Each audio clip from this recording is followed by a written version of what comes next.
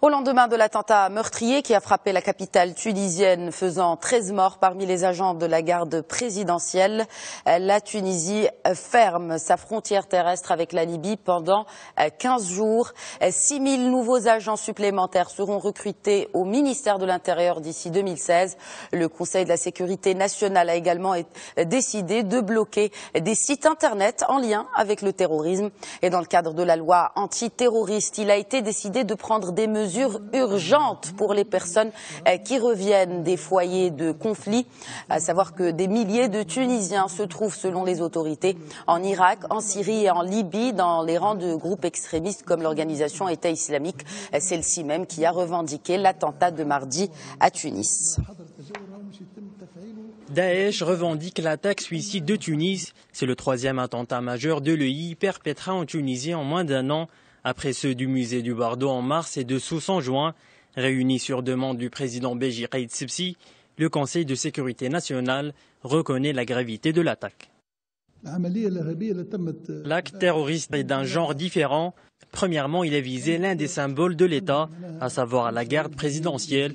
Deuxièmement, il a eu lieu au cœur de Tunis, à 200 mètres du siège du ministère de l'Intérieur. Le but est clair, déstabiliser les institutions de l'État. L'Habib Sid a appelé ses compatriotes à respecter les mesures de l'état d'urgence rétablies mardi soir par le président. Chez les Tunisois, un sentiment de défiance contre les attaques terroristes commence à s'installer.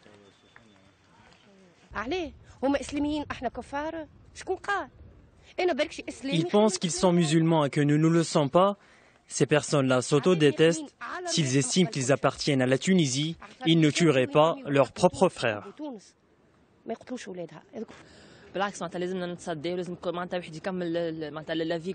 Nous devons résister. Comment pouvons-nous lutter contre le terrorisme si nous restons cachés dans nos maisons? Même son de cloche chez la presse tunisienne qui a appelé hier à l'union nationale et à la résistance. Elle a aussi réclamé une nouvelle philosophie et des mesures spéciales pour lutter contre le terrorisme. La Tunisie est devenue une cible privilégiée des djihadistes depuis sa révolution en janvier 2011. Elle compte des milliers de ressortissants combattant dans les rangs des groupes extrémistes en Irak, en Syrie et en Libye, pays voisins où le chaos a permis l'émergence de Daesh.